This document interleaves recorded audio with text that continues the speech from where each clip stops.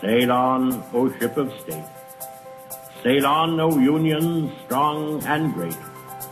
Humanity, with all its fears, with all the hopes of future years, is hanging breathless on thy fate. The noise that you hear at the moment is the sound of the air raid siren. Mr. Gorbachev, tear down this wall. Good evening, and welcome to Today in History. I'm Matt Datillo. Today is April 5th, 2010, and this is episode 440. Today in 1976, Howard Robard Hughes Jr. died at the age of 70 while en route from Mexico to a hospital in Houston, Texas. Hughes died as one of the wealthiest men in the world, leaving behind him not only a legacy of well-publicized odd habits, but a mark on several major industries as well. Hughes was born in 1905 in Houston, Texas. His father was the inventor of the dual-cone roller bit, a tool which allowed oil drilling in areas previously considered unreachable. When his parents died while he was still a teenager, Hughes was left with a significant fortune and the company business, the Hughes Tool Company. Hughes' formal education was sporadic, but this did not stop him from at least trying to attain his goals. He set out for Hollywood while still in his early 20s, convinced that he could make it as a movie producer. Despite the fact that he was not at first taken seriously by the establishment, he eventually made several very successful films, including Hell's Angels, Scarface, and The Outlaw. It was during this time that Hughes' reputation as a ladies' man was first established. Rumors of his affairs and troubled marriages would follow him the rest of his life. Hughes' love of aircraft led him to become involved in the burgeoning aircraft industry in California.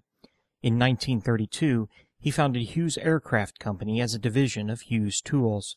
In 1935, he set a world speed record in the Hughes H-1 Racer, a plane that combined all the aerodynamic breakthroughs of the day and influenced the designs of many of the fighter aircraft used in the Second World War.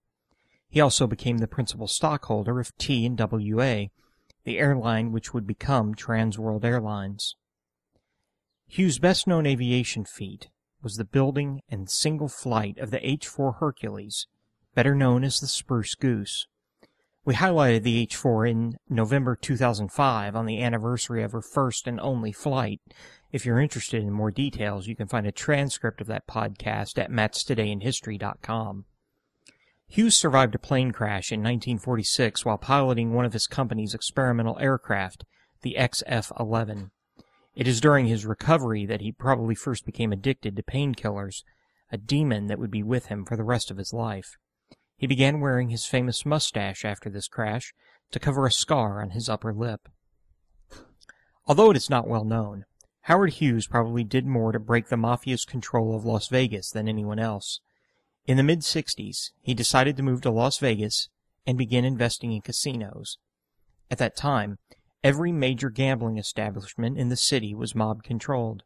He bought 6 large hotel casinos from mafia front organizations in an effort to change the city's image into that of, quote, a well-dressed man in a dinner jacket and a beautifully jeweled and furred female getting out of an expensive car.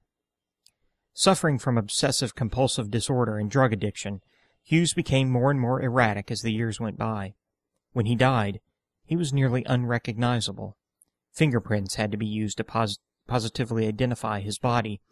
He is buried in Houston, Texas, his boyhood home.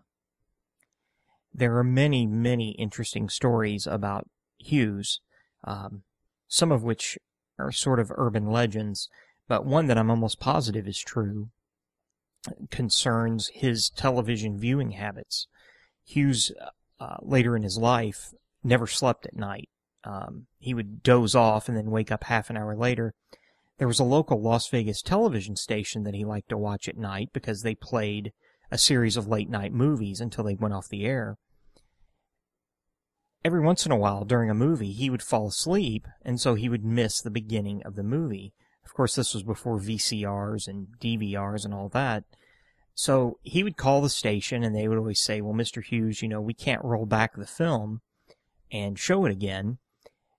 Eventually, the manager of the station said, well, Mr. Hughes, if you want the power to start these movies over again, why don't you buy the television station? Well, he did just that. So as a result, if you were awake at midnight and you started watching the late night movie on that television station, and at 12:30 the movie started again suddenly from the beginning, that meant that Mr. Hughes was watching it as well and had dozed off. Well, that's it for this evening. If you'd like to get in touch with me, please feel free to do so. My email address is mattstodayinhistory@gmail.com. You'll find a transcript of this and previous episodes of this podcast at mattstodayinhistory.com, along with a donation link which serves two purposes. One, if you'd like to donate to the show, which is always appreciated. And second, if you'd like to buy a DVD of past episodes, the cost of the episodes is $20 U.S. in the lower 48 United States and $25 everywhere else. You'll also find me on Facebook. Just do a search for Matt Dattilo. That's MattDattilo. I'm the Matt Dattilo in the Louisville Network.